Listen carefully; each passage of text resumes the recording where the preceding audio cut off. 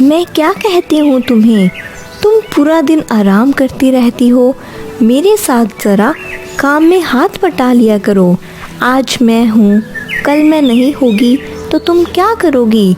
इसीलिए मैं तुम्हें समझाती रहती हूँ कि तुम मेरे साथ काम करती रहा करो। मैंने तो फैसला भी कर लिया है कि अब से मैं तुम्हारी शादी भी कर देती हूँ।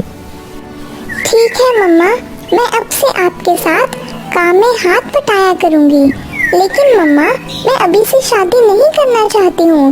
मेरी अभी उम्र ही क्या हुई है?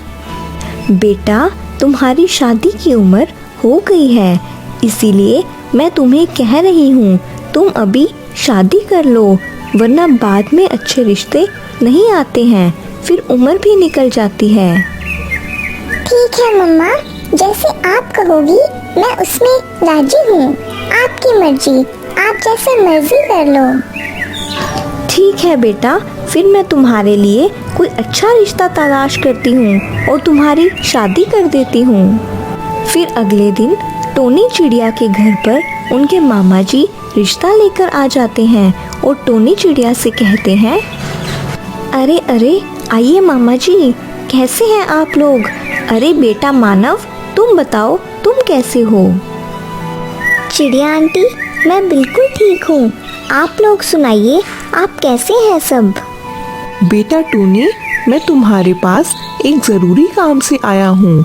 मैं अपने बेटे मानव की शादी तुम्हारी बेटी कोमल चिड़िया के साथ करना चाहता हूँ। अरे वाह मामा जी, ये तो आपने बहुत ही अच्छी बात की है। वैसे भी मैं अपनी कोमल चिड़िया के लिए रिश्ता ढूंढ ही रही थी, और आपका बेटा मानव वो तो कितना ज़्यादा अच्छा है और कितना संस्कारी भी है। अरे वाह वाह टोनी बेटी, मुझे तुमसे यही उम्मीद थी। चलो चलो टोनी बेटी, मैं यहाँ पर रुकने के लिए आया हूँ, और जब कोमल चिड़िया की शादी मेरे मानव बेटे से हो जाएगी तो मैं अपनी कोमल बेटी को भी साथ ही ले जाऊँगा। ठीक है मामा जी, बस मैं एक बार अपनी बेटी कोमल चिड़िया से बात कर लूँ, फिर हम कोमल चिड़िया और मानव चिड़े की शादी कर देंगे।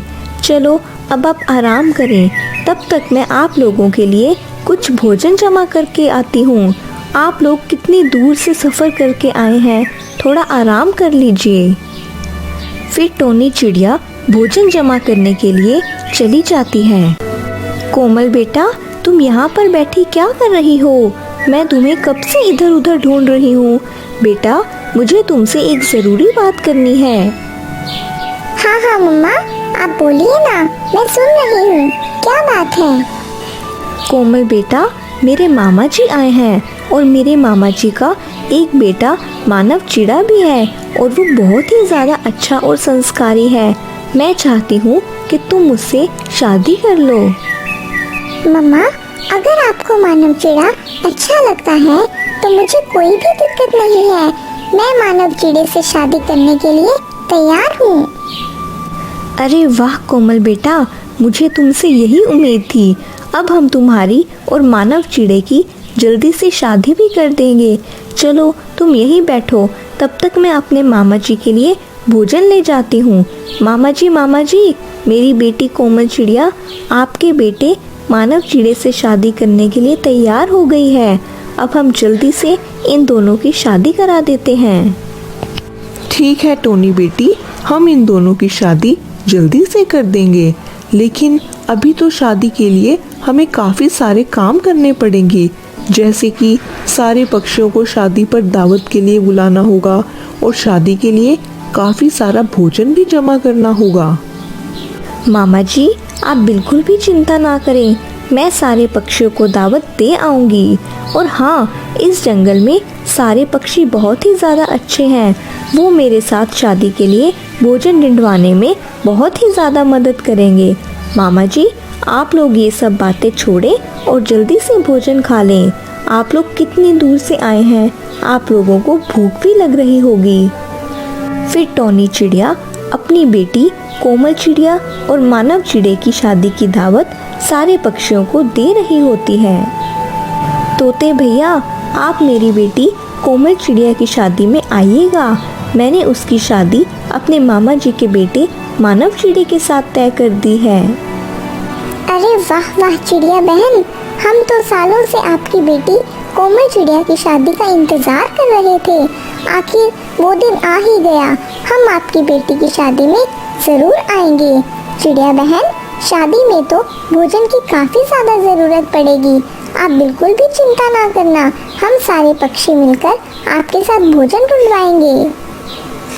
तो ठीक है तोते भैया, कल हम सारे पक्षी मिलकर एक साथ चलेंगे और शादी के लिए भोजन जमा करेंगे।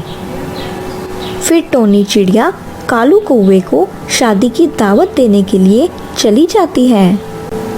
कौवे भैया, रानी कौवी, मैं आपसे एक बात करने आई हूँ। मैं अपनी कोमल चिड़िया की शादी अपने मामा जी के बेटे के साथ कर रही हूँ। आप लोगों को मेरी बेटी कोमल चिड़िया की शादी में ज़रूर आना है। और हाँ, कल सुबह सारे पक्षी एक साथ मिलकर भोजन ढूंढने के लिए जाएंगे। आप लोग भी कल भोजन ढूंढने के लिए आ जाइएगा। अरे, हमने आज तक अपने लिए कभी भी भोजन नहीं जमा किया और हम इस टोनी चिड़िया की बेटी की शादी के लिए भोजन नहीं जमा कर सकते हैं। मैं कोई इस टोनी चिड़िया से बहाना बना देता हूँ। टोनी चिड़िया, हम दोनों को माफ़ कर दो। कल हम दोनों तुम्हारे साथ नहीं दाना जमा करने जा सकते। कल रानी की माँ ने हम दोनों की दावत रखी है, इसीलिए हम दोनों को वहाँ पर जाना पड़ेगा। कोई बात नहीं कौवे भैया, आप माफ़ी मत मांगिए, इसमें आपकी कोई गलती नहीं है। हम सारे पक्षी मिलकर भोजन जमा कर लेंगे। ठीक है, चलो अब मैं चलती हूँ। फिर टोनी चिड़िया वहाँ से चली जाती है। कालू, इस टोनी चिड़िया की बात सुनकर तो मेरे दिमाग में एक शैतानी आइडिया आ गया है। रानी, कब तुम्हारे दिमाग में शैतानी आइडिया नहीं आता है? हर वक्त तो तुम्हारे दिमाग में शैतानी आइडिया भरा ही होता है।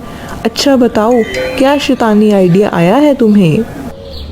कालू, शादी के लिए सारे पक्षी बहुत सारा भोजन जमा करेंगे। अगर हम लोग शादी के दिन वो सारा भोजन चुरा लें तो हमारे मजे आ सकते हैं। रानी, ये क्या कह रही हो? अगर हमने शादी के दिन वो सारा भोजन चोरी कर लिया तो इस तरह वो बेचारी टोनी चिड़िया की तो इज्जत खाक में मिल जाएगी। अरे मेरे भोले कालू, मैं यही तो चाहती हूँ कि उस टोनी चिड़िया की इज्जत खाक में मिला दूँ। वो हर जगह आपको बुरा बनाती है। अब देखो, शादी के दिन मैं उसको कैसे नीचा दिखाती हूँ। देख लो रानी, बाद में पकड़े जाने के बाद मुझे मत कहना कि इसमें सारा कसूर मेरा है। अरे कालू, नहीं कहूँगी तुम्हें कुछ। बस जैसे जैसे मैं तुम्हें कहूँ वैसे ही करते जाना और फिर हम सारा भोजन उस दिन चुरा लेंगे। फिर रानी कौवी अपना आइडिया उस कालू कौवे को बताने लगती है। अगले दिन सारे पक्षी बहुत ही मेहनत कर शादी के लिए भोजन ढूंढने लगते हैं और आखिर शाम होने तक वो सारे पक्षी काफ़ी सारा भोजन इकट्ठा कर लेते हैं। अरे वाह टोनी बेटा, ये तुम्हारे जंगल के सारे पक्षी तो बहुत ही ज़्यादा अच्छे हैं। देखो, एक दिन में इन सारे पक्षियों ने शादी के लिए कितना सारा भोजन इकट्ठा कर लिया है। मामा जी, अब शादी के लिए सारे इंतज़ाम हो चुके हैं। अब हम कोमल चिड़िया और मानव चिड़े की शादी कल कर देंगे। चलो सारे पक्षियों, अब तुम लोग बहुत ही ज़्यादा थक गए होगे। अब तुम लोग अपने घोंसले में जाकर आराम कर लो और कल मेरी बेटी कोमल चिड़िया की शादी में आ जाना।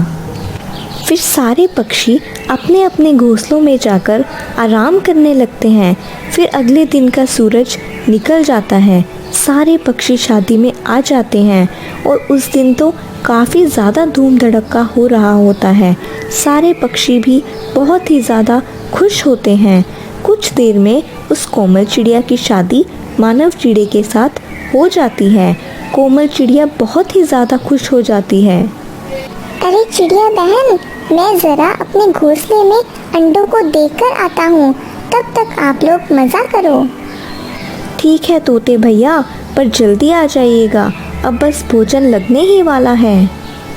इतना कहकर वो तोता अपने घोंसले में चला जाता है। कालू, अब भोजन लगने ही वाला है। भोजन लगे इससे पहले हमें सारा भोजन चुरा लेना चाहिए। चलो, जैसे मैंने तुम्हें कहा था वैसे करो जाकर। फिर कालू कौवा प्लान के मुताबिक सारे पक्षियों के पास आता है और वहाँ पर बेहोश होने का नाटक करने लगता है। अरे अरे, देखो देखो, इस कालू कौवे को क्या हो रहा है? ये ऐसे जमीन पर क्यों लेट गया है? अरे अरे कौवे भैया, आपको क्या हो रहा है? अभी तो आप एकदम ठीक थे। अरे ये कालू कौवे को क्या हो रहा है? कोई तो देखो आके। सारे पक्षी उस कालू कौवे को देखने लगते हैं तो इतने में वो रानी कौवी सारा भोजन लेकर वहाँ से भाग जाती है। जब रानी कौवी वो भोजन चोरी करके वहाँ से जा रही होती है तो वो तोता उसको देख लेता है। अरे अरे, ये रानी कौवी ये सारा भोजन लेकर कहाँ जा रही है? चलो चिड़िया बहन के पास जाता हूँ और उनसे ही पूछता हूँ। अरे चिड़िया बहन, मेरी तबीयत बहुत ही ज़्यादा खराब हो रही है। मैं अपने घर जा रहा हूँ। इतना कहकर वो कालू कौवा वहाँ से भाग जाता है। चिड़िया बहन, मैंने अभी देखा कि वो रानी कौवी सारा भोजन लेकर अपने घोंसले की तरफ जा रही थी। क्या वो भोजन आपने रानी कौवी को दे दिया है? अरे नहीं नहीं तोते भैया, मैंने तो उस रानी कौवे को कोई भोजन नहीं दिया है।